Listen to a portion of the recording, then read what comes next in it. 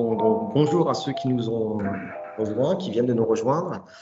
Moi, je fais une présentation rapide pour ceux qui ne connaissent pas la Mêlée. La Mêlée, c'est une association qui fait la promotion du numérique, particulièrement en région Occitanie.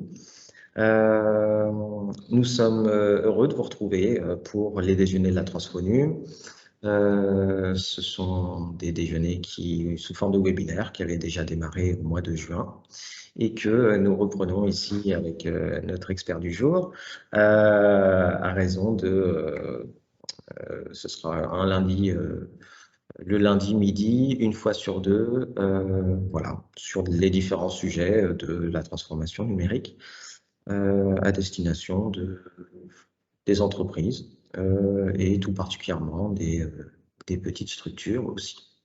Voilà, donc aujourd'hui on peut lancer. On présente donc le menu du jour, si j'ose dire, c'est pour le déjeuner, c'est 3 stratégies avancées sur LinkedIn pour démarcher ses cibles.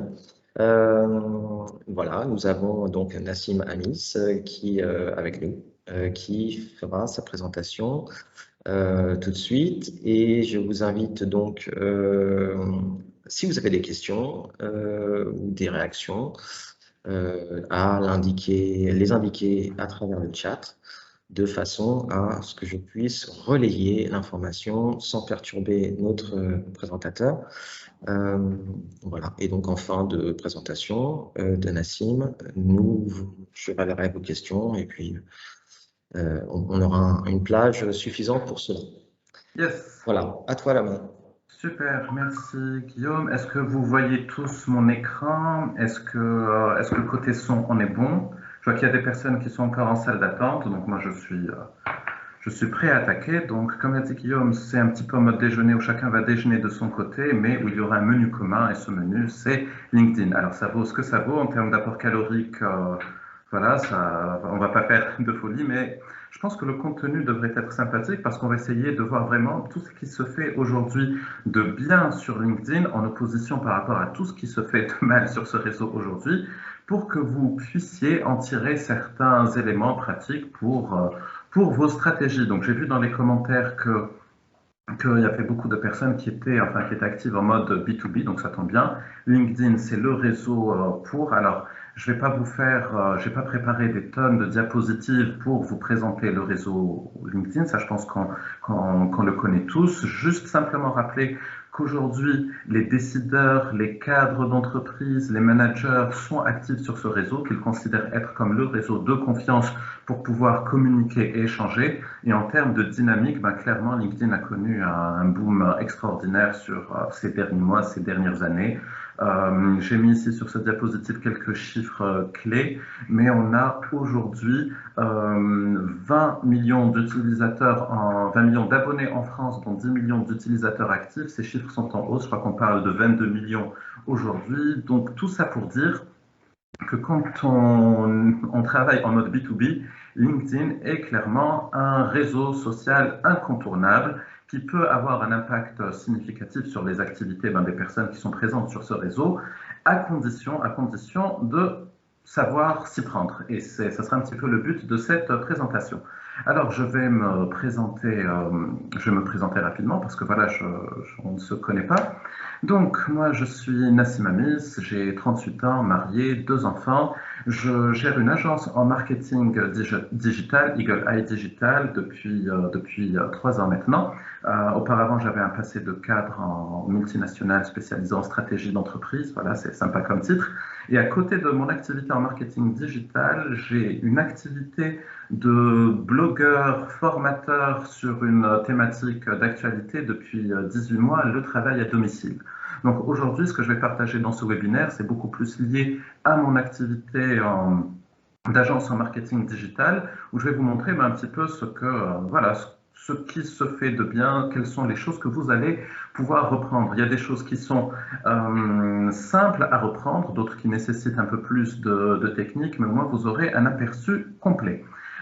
Simplement, un mot concernant l'agence Eagle Eye Digital.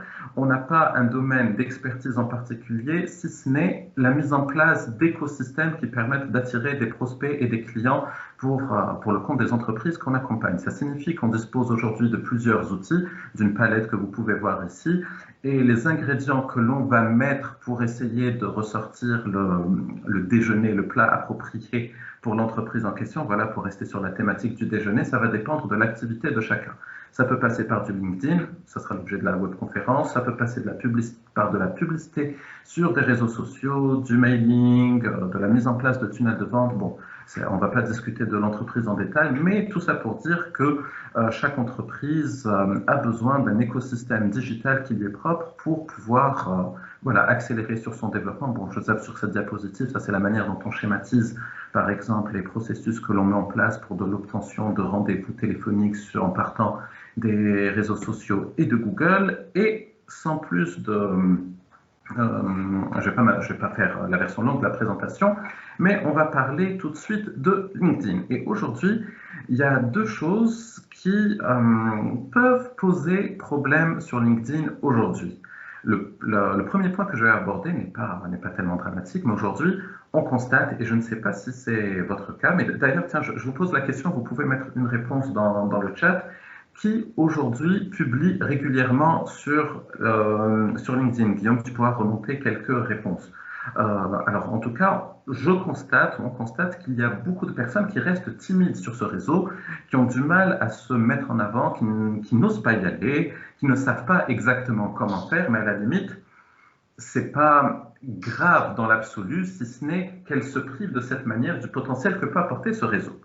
Ce qui est beaucoup plus embêtant, par contre, c'est que le développement de LinkedIn a engendré l'apparition de plusieurs outils qui permettent de faciliter l'utilisation de LinkedIn, qui permettent d'automatiser certaines tâches, mais le souci, c'est que parfois l'homme a tendance, une fois qu'il crée des outils, à en abuser et ça peut donner des catastrophes. On connaît tous, on subit tous les envois de messages promotionnels et on sent tout de suite que c'est quelque chose d'automatique. Ça, j'apprends rien à personne. Et je pense que le pire, c'est quand on reçoit une demande de connexion, on clique et dans la seconde, on a un pitch commercial qui nous est balancé dans la figure. Voilà, il n'y a pas de transition, il n'y a rien du tout. Là, j'ai mis quelques exemples. Bonjour, cher contact. Donc, OK.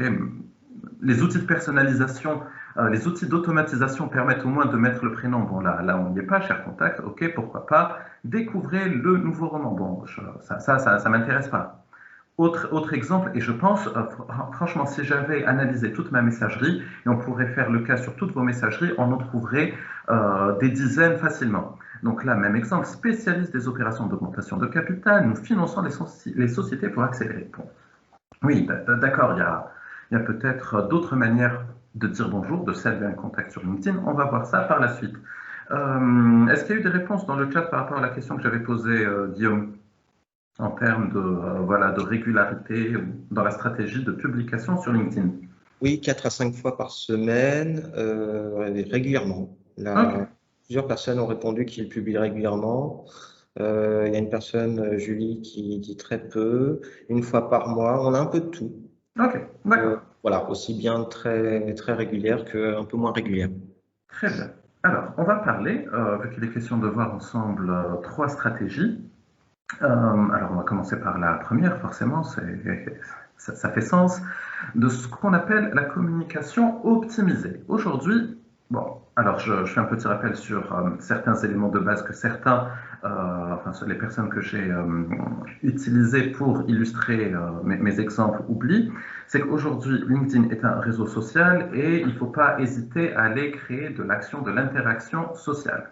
Ça signifie qu'il ne faut surtout pas voir les contacts qui vont venir se greffer à vos réseaux ou un réseau comme des clients potentiels et leur sauter dessus, mais au contraire, chercher à discuter, à connaître la personne, à comprendre ce dont elle a besoin, à parler de votre activité si l'occasion se présente, parce que, et ça c'est un message important, mais bien qu'évident, les retombées se font toujours sur le moyen terme. On constate ça tous les jours si on participe à si on participe à des réunions d'affaires par exemple, si on est amené à rencontrer du monde dans le cadre de ses activités professionnelles, on n'est pas obligé de tout conclure dans la demi-heure qui suit la première interaction.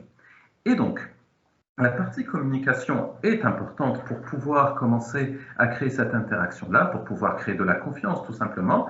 Et aujourd'hui, beaucoup de personnes utilisent LinkedIn en ajoutant parfois des contacts d'une manière aléatoire, en acceptant toutes les personnes qui vont envoyer une demande de connexion, ce qui n'est pas un souci, et qui de temps à autre vont suivre les suggestions de LinkedIn et ajouter des personnes qu'on leur propose.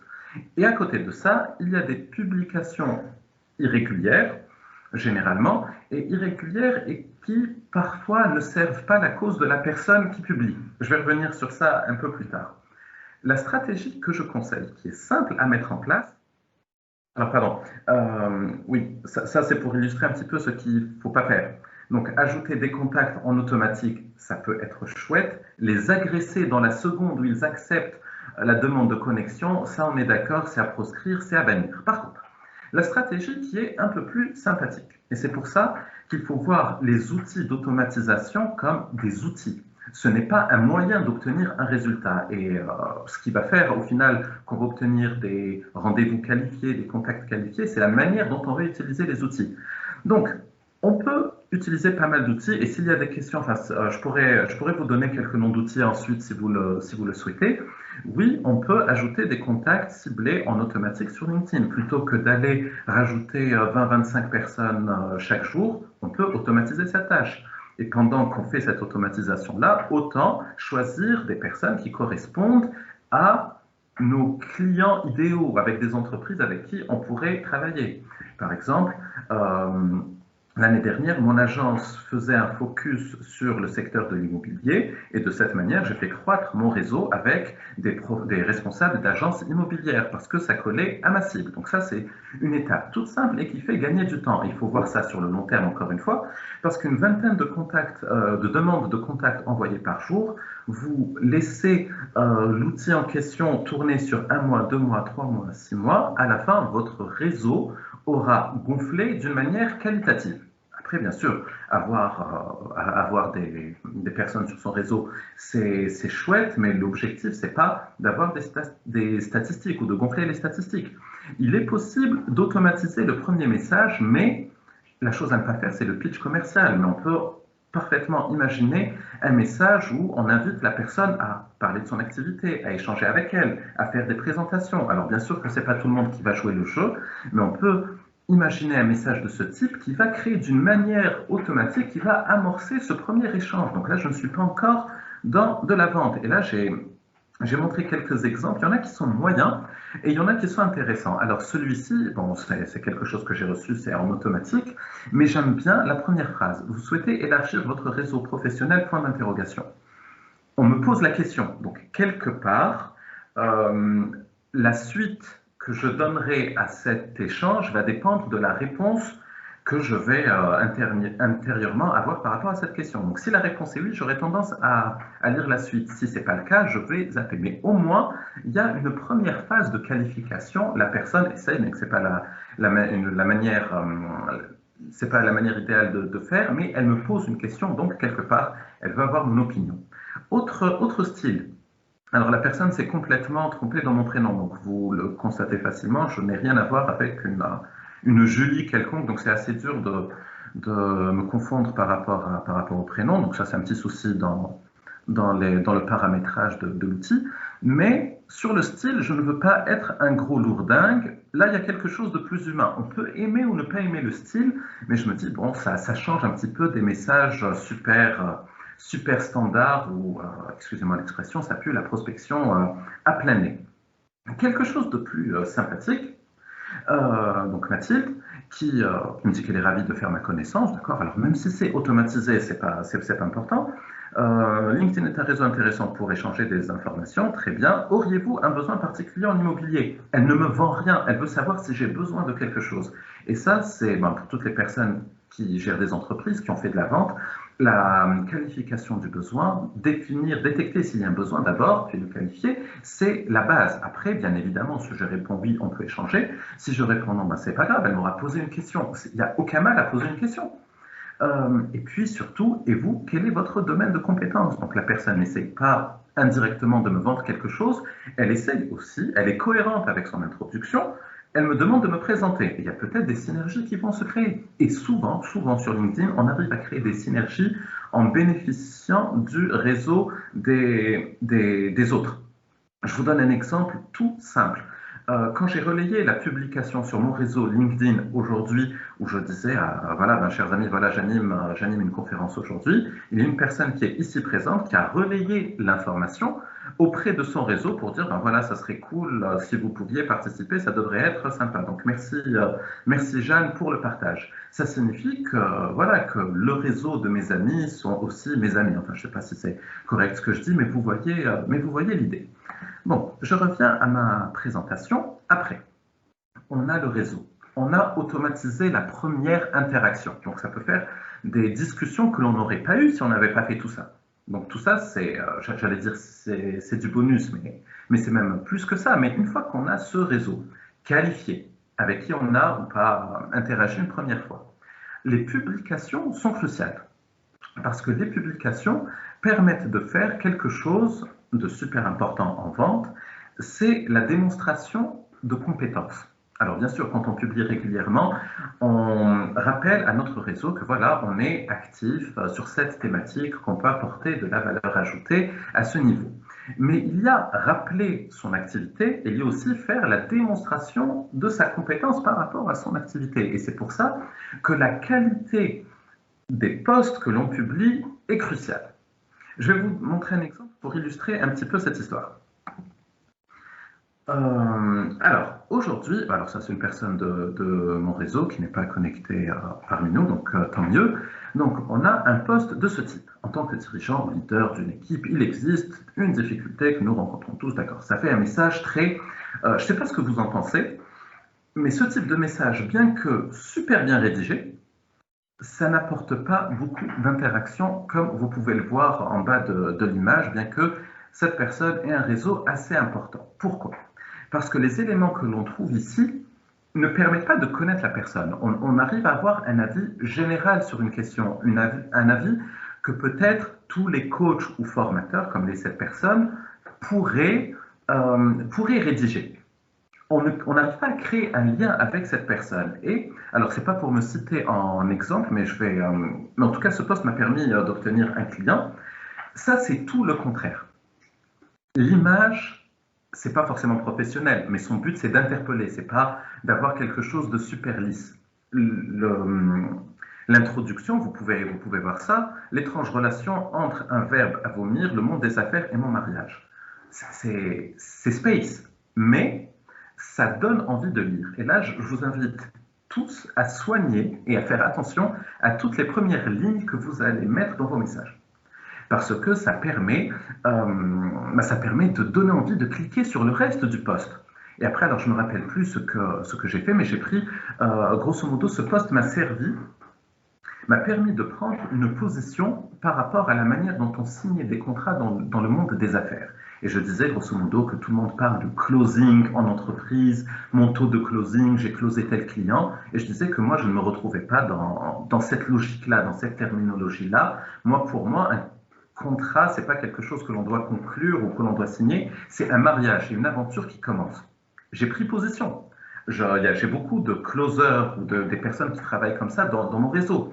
Et ça a permis en quelque sorte, je ne dirais pas de cliver parce que bon, faut pas exagérer non plus, mais pour certaines personnes qui s'identifient à cette manière de travailler, de collaborer, ben forcément, j'ai marqué des points en plus parce que je me suis mouillé, je me suis mis en avant. Donc, la présentation n'est pas faite que d'exemples concernant mes posts, parce que bon, il y a pas mal de choses à parfaire, mais c'est juste pour vous donner cette idée. Quand vous montrez qui vous êtes, ben forcément, on arrive à créer du lien. Et là, bon, j'ai pas battu des records non plus, mais en termes de commentaires, oui, en termes d'interaction, et les personnes, quand elles nous disent « Ah oui, mais je m'identifie complètement à ta manière de décrire les choses », ok, d'accord, on est en phase. et on peut mettre en place des choses sur cette base commune. Donc ça, il ne faut pas hésiter à publier et à se mouiller. Après, sur le côté démonstration de compétences, rapidement sur ça, vous pouvez des photos de vous en action, des témoignages clients, un post qualitatif sur votre manière un peu différente d'aborder les choses.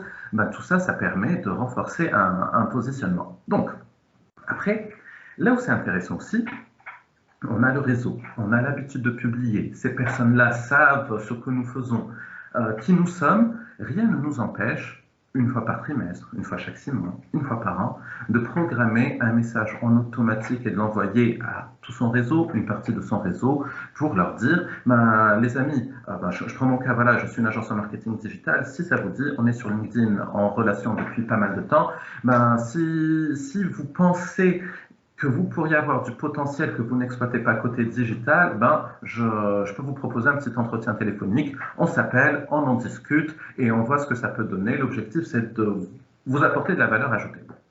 Je n'ai pas réfléchi à un mail de ce type, mais solliciter un réseau de ce type, une fois qu'on est passé par tout ce processus-là, forcément, ça donne des résultats parce que voilà, on n'est plus un simple inconnu, on n'est plus catalogué comme un vulgaire vendeur, prospecteur sur LinkedIn.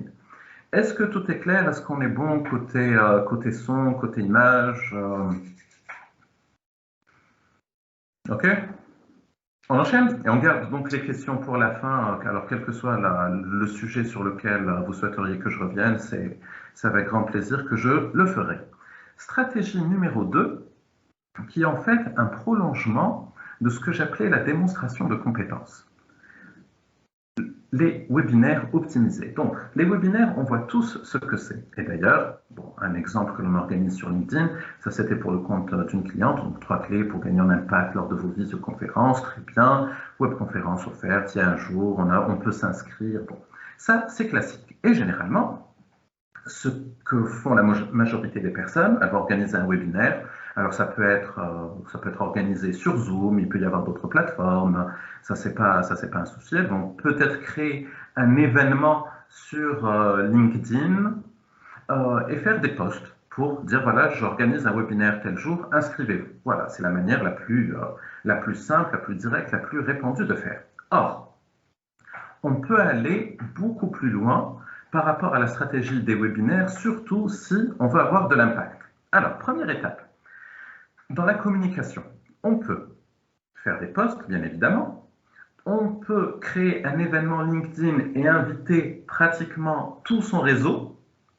Donc, le réseau va recevoir une notification disant que voilà, on est en train d'organiser un webinaire, cliquez ici pour participer. Donc, c'est quelque chose qui se fait en un clic et ça permet donc de ramener du monde. On peut utiliser ces réseaux en dehors de LinkedIn pour parler du webinaire et pour leur demander de relayer l'information ou de participer. Souvenez-vous que ce webinaire va permettre de faire une démonstration de compétences. Donc, plus on va travailler sur la promotion, plus on va être, j'allais dire, catalogué comme compétent, enfin, vous voyez l'idée, auprès du plus grand nombre de personnes possible et les rediriger vers une page d'inscription, pas une page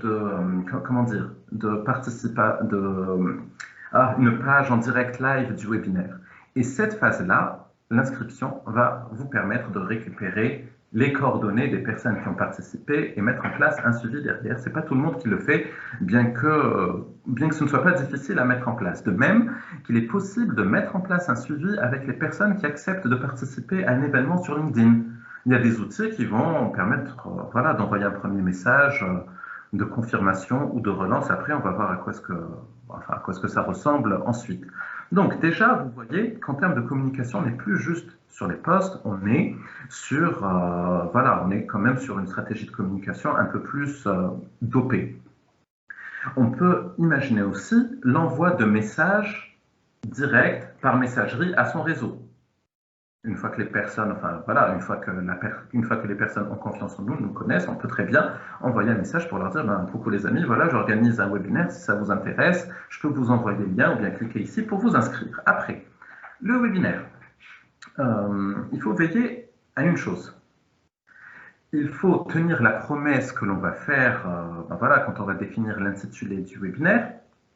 Il faut Donc, que les personnes soient satisfaites du contenu qu'on apporte, mais il faut se donner comment dire, un intervalle où les personnes auront du mal à y aller toutes seules. Alors, je ne sais pas si ma phrase est correcte, donc je vais essayer de reprendre. Il faut, grosso modo, que les personnes se disent « Ok, j'ai compris tout ce qu'il fallait faire, peut-être que je peux le faire, peut-être que j'ai besoin d'être accompagné pour le faire. » Et les personnes qui seront dans cette catégorie-là pourront vous contacter pour discuter de vos modalités d'accompagnement. Donc, quelque part, il ne faut pas hésiter à frustrer les personnes qui participent pour qu'elles sentent qu'il y a encore beaucoup de choses à faire, que si vous organisez un webinaire, ben oui, forcément, toute votre expertise ne peut pas tenir en 45 minutes. Et il faut l'inciter simplement, si elle souhaite poser des questions, si elle souhaite aller plus loin, ben de vous contacter, de prendre un rendez-vous avec vous. De cette manière, ben, on inverse un peu le processus que je conseillais d'éviter au début. On n'est pas en train de contacter quelqu'un pour lui dire voilà, je peux te faire ceci pour toi, ou bien je peux te vendre ça, ou est-ce que tu as besoin de ça. Là, on fait un webinaire, on dit simplement aux personnes bah, coucou les amis, si vous avez des questions à prendre, je vous laisse prendre rendez-vous et la balle est dans votre camp. Et le fait d'inverser ce rapport, c'est puissant. Parce que clairement, les rendez-vous que l'on obtient ensuite sont beaucoup plus qualifiés et ça, c'est super fun. Juste pour information, pour ceux que ça intéresse, pour ceux qui sont ceux qui sont dans une logique B2C, les webinaires pour vendre des produits en ligne, que ce soit des formations, des accompagnements, des coachings, c'est super puissant. Enfin, ça fera l'objet peut-être d'un autre webinaire, mais voilà, il y a possibilité de faire énormément de choses avec ça. Et puis, les Américains ont une jolie formule qui dit « The money is in the follow-up ». Je traduis, car je suis parfaitement bilingue. L'argent est dans le suivi. Alors, l'argent, dit comme ça sonne, c'est un peu vulgaire dit à l'oreille, mais le chiffre d'affaires que l'on va créer dépend en grande partie de la manière dont on va faire le suivi sur certaines actions que l'on aura mises en place. Alors, le suivi, qu'est-ce que ça signifie? C'est tout simplement demander aux personnes qui ont participé à un webinaire qu'est-ce qu'elles en ont pensé. Est-ce que ça a répondu à leurs besoins? Alors, c'est bien sûr que ce n'est pas tout le monde qui va répondre, mais il y aura sans doute une partie qui va vous faire un feedback et du coup, ça va enrichir votre réflexion et ça va peut-être amorcer une discussion pour comprendre un petit peu les besoins de la personne. On peut transmettre le replay aux personnes qui le demandent. Donc, on laisse les personnes demander le replay. C'est une manière de débusquer celles qui peuvent avoir besoin d'aller plus loin. Donc, si une personne demande le replay, c'est quelque part, elle est motivée à le voir. On peut l'inviter, et c'est pour ça que je disais que l'inscription, c'est important, on peut inviter cette personne au prochain webinaire qui aura lieu le mois prochain, dans 2 mois, dans 3 mois. On se constitue une base de données de cette manière.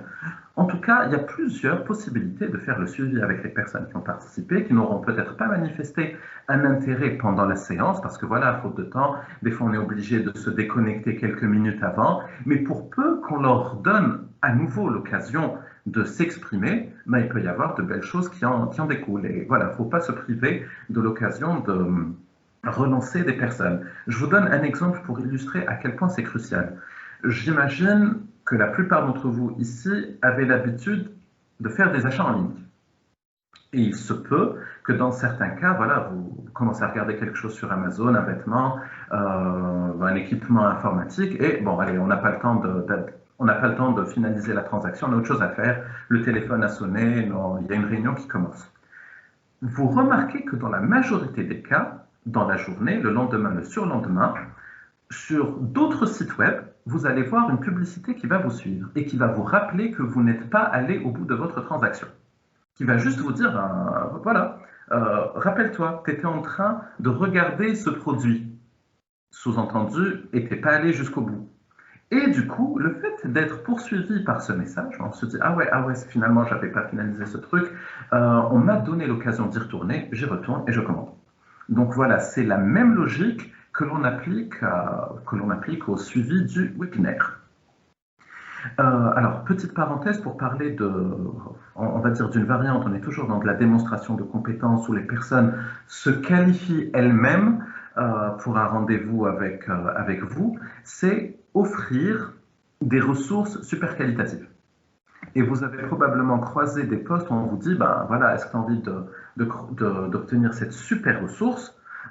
Commentez simplement ben voilà, le post et je vous l'envoie. Alors pourquoi est-ce qu'il faut commenter? Parce que ben, il y a des outils qui vont envoyer en automatique cette fameuse ressource, qui va elle-même permettre d'obtenir des rendez-vous. Et là, on a un exemple ici, on voit que la qualité du texte est intéressante, le langage est sympa, la ressource est bien vendue, la ressource est de qualité, elle en est en adéquation avec les besoins de la cible de cette personne. Donc forcément, quand on met en place ce type de stratégie, alors bon, là j'ai pris quelqu'un qui a un grand réseau, qui a une super cible, qui a des super ressources, qui a une grosse équipe, on voit en termes de commentaires, 539 commentaires, bon, ça en fait des prospects. Voilà, donc ça c'est une autre variante. Bien. Est-ce que tout est bon côté chat? Ok, on continue. Oui. Allez. La stratégie numéro 3, c'est la plus avancée de toutes.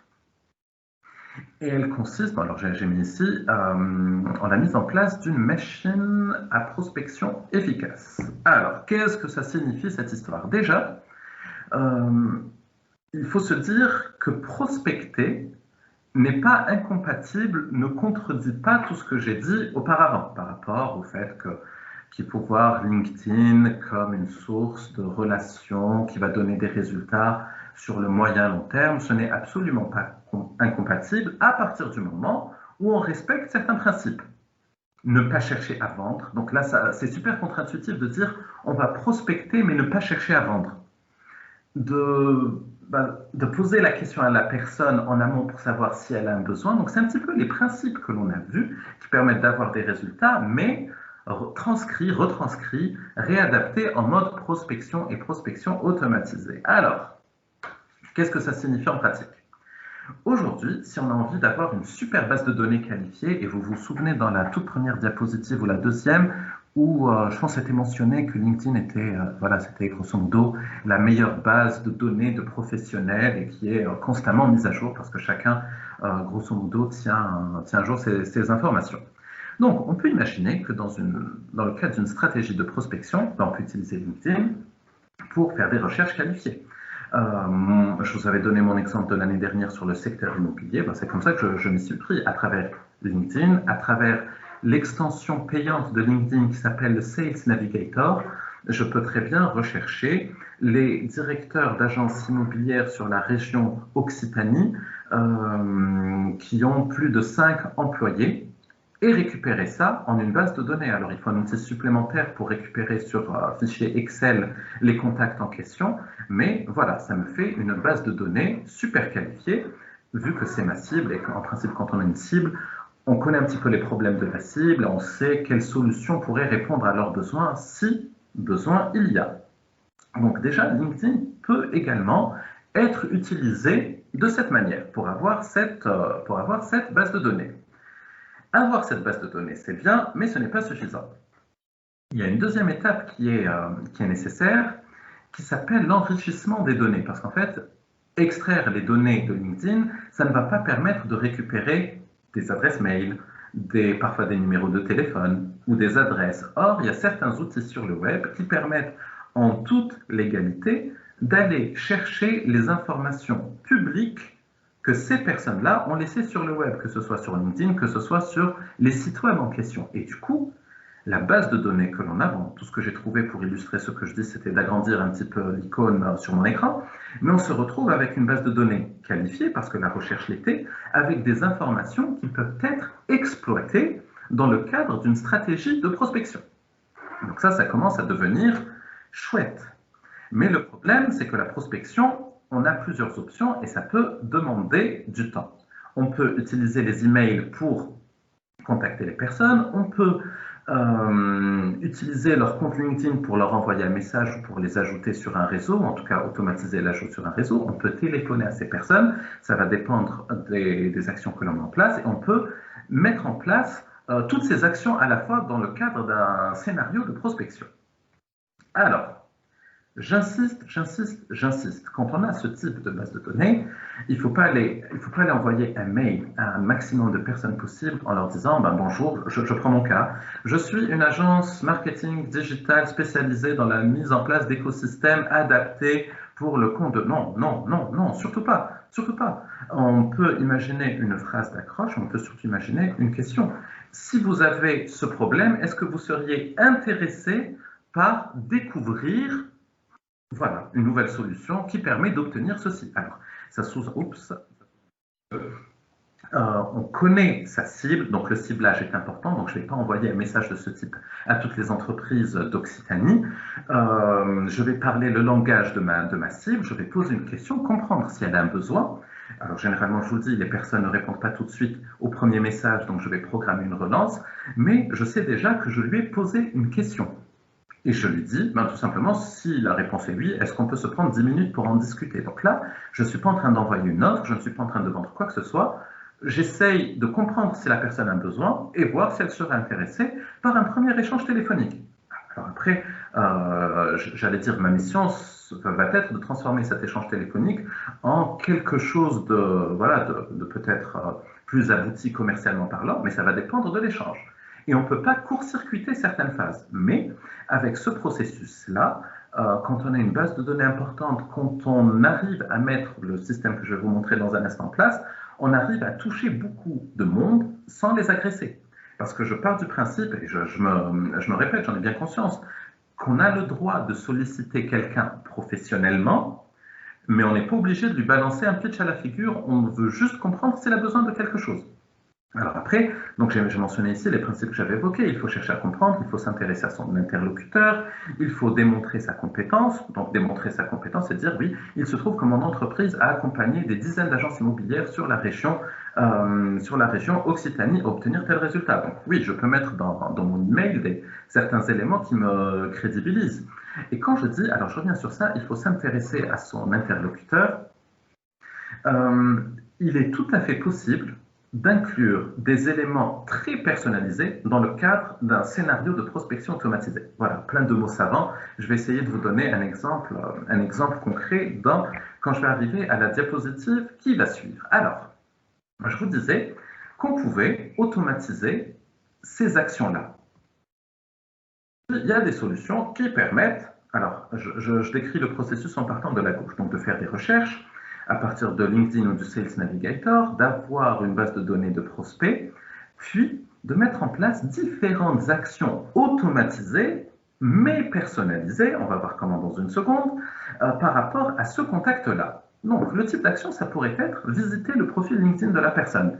Vous savez tous que, on est tous curieux quand on reçoit une notification de LinkedIn ou un mail qui nous dit « telle personne a visité votre profil », on a envie de savoir qui c'est. Même si après on n'en fait rien, mais c'est juste par curiosité. Sauf que si le lendemain, on reçoit un email de cette personne, on se dit « ah ouais, mais ça serait pas l'autre gars là qui avait visité mon profil, qu'est-ce qu'il me veut ?» Ah, on se donne plus de chances pour que notre email soit lu. Après, bien évidemment, il faut programmer une relance, on peut mettre tout ce qu'on veut dans ce scénario en fait, on peut même aller jusqu'à un appel téléphonique ou plutôt que de dire à la personne « oui, bonjour, je me présente, Nassim Amin, Société Eagle Eye Digital », ça va être « oui, bonjour, je vous appelle pour vérifier si vous avez bien reçu les emails que je vous ai transmis. » Les emails, quels emails? Donc tout de suite, on est dans un autre type de discussion, mais là on est déjà dans une stratégie de prospection avancée. Et le but, c'est d'obtenir des rendez-vous sur un agenda qu'on peut gérer via un CRM. Voilà, on se crée aussi une base de données. Et quand on a une base de données, quand on a les premiers rendez-vous, il faudra faire le suivi nécessaire. Mais en tout cas, imaginez simplement si chaque jour en automatique, vous pouviez avoir une vingtaine, une trentaine d'emails ou de contacts à travers messagerie LinkedIn, à travers les emails qui vont partir chaque jour en automatique. Donc c'est comme si vous aviez un commercial qui va faire ce travail pour vous, sauf que c'est automatique.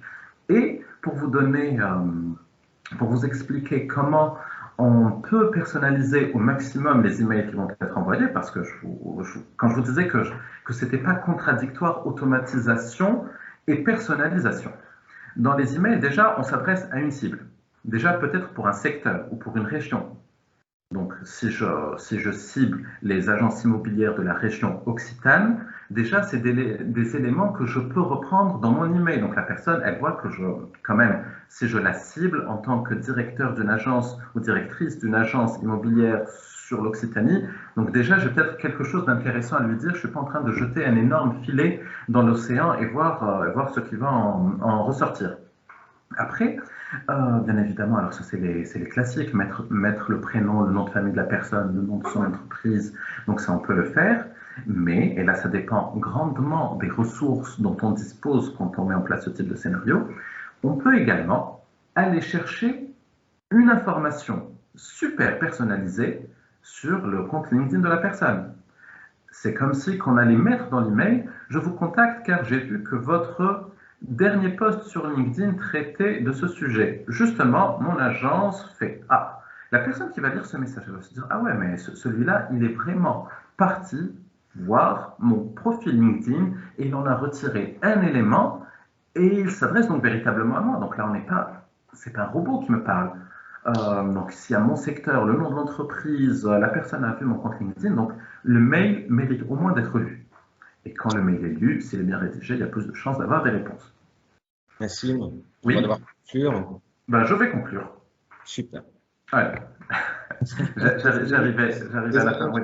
Ah non, non, non, non, non, non, non, c'est, comment dire, ouais, je me suis un petit peu oublié, mais d'un autre côté, voilà, le sujet est passionnant. Donc après, je reprends juste les préalables, comme connaître sa cible, parler son langage, personnaliser les messages, valider le besoin, avoir une proposition de valeur claire, faire du testing, et puis voilà, forcément, quand on met tout ça en place, quand on arrive à avoir un bon échantillon qualifié, on commence à obtenir de plus en plus de rendez-vous qualifiés. Voilà, le reste des éléments, j'en ai parlé, c'est la dernière diapositive. Donc, les principes en vente comptent beaucoup plus que la technique. Choisir sa cible et la proposition de valeur, c'est crucial.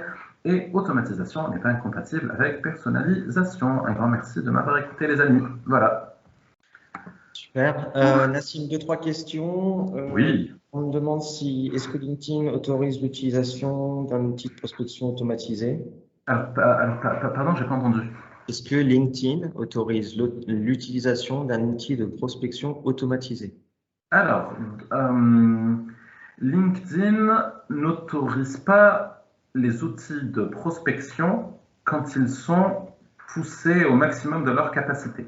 Alors, ça signifie que LinkedIn est contre les politiques d'ajout de contacts agressives, où on sent que voilà, qu'il y a un robot derrière qui va contacter une centaine de personnes par jour. D'ailleurs, c'est pour ça que LinkedIn a restreint le nombre d'ajouts de contacts.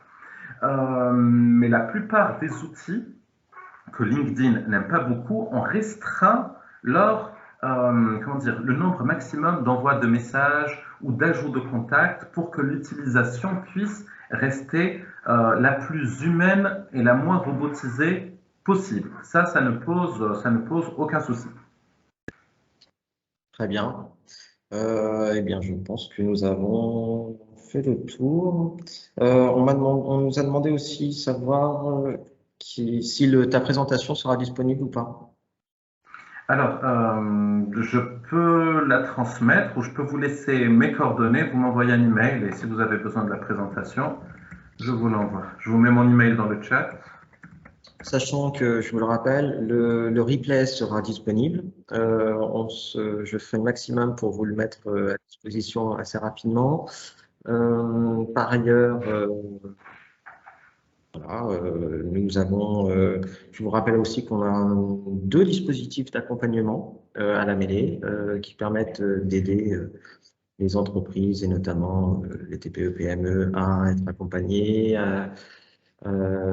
cofinancé par la région Occitanie, et puis un autre dispositif qui s'appelle Tous en ligne maintenant, qui vous aide à être coaché sur des champs d'action de la transformation numérique. Si vous voulez. Si je peux donner un petit conseil aux personnes, surtout aux experts de la mêlée qui vont aller sur ce type ou qui voudraient aller un jour sur ce type de scénario, ben oui, le dispositif de financement aujourd'hui au niveau de la mêlée, ça fait un axe de communication fort qui peut être repris sur la région Occitanie. Donc voilà, il ne faut pas hésiter à communiquer dessus. Et je me permets De lancer un appel à toutes les personnes, à tous les experts qui sont au niveau de ce réseau. Si vous souhaitez qu'on puisse échanger ensemble pour voir quelles sont les synergies entre nos agences ou nos entreprises respectives, ça, alors vous pourrez reprendre mon mail ou vous pourrez le demander à Guillaume. Ça pourrait être sympa de créer des choses ensemble. Bien sûr. Alors, vas-y. pardon, excusez-moi, juste Nassim, je ne sais pas si tu as vu, il y a une dernière question, alors peut-être Oui. que ça peut être intéressant d'y répondre.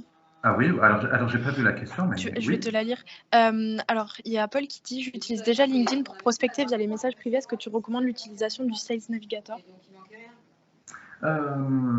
Est-ce que ça peut être intéressant de... Le Sales Navigator est sympa pour faire des recherches plus ciblées que les recherches normales et vraiment d'affiner, comment dire, d'affiner la recherche, d'aller à un niveau de détail un peu plus précis que le simple module de recherche sur LinkedIn. Après, une fois que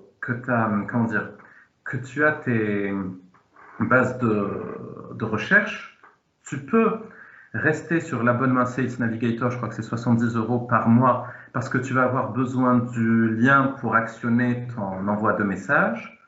Ou bien, tu peux télécharger ces bases de données-là en utilisant des outils comme Phantom Buster. Et après, quelque part, tu peux te passer de l'abonnement au Sales Navigator. En tout cas, bon, je ne sais pas si j'ai bien répondu à ta question, Paul, mais si tu veux qu'on en discute, on peut creuser ça, surtout si tu t'intéresses à la partie outils. Et du coup, ça rejoint ton invitation aux experts à échanger justement sur des sujets comme celui-ci. Merci beaucoup. Guillaume, je te laisse. Merci à tous. Merci d'avoir suivi ce déjeuner de la Transfonum avec nous. Prochain rendez-vous le 20 septembre sur comment mettre en place, optimiser et sécuriser le télétravail. Je vous invite à vous inscrire, naturellement. Très bonne journée à tous et à bientôt. Merci, Nassim. Prenez soin de vous. Allez, ciao.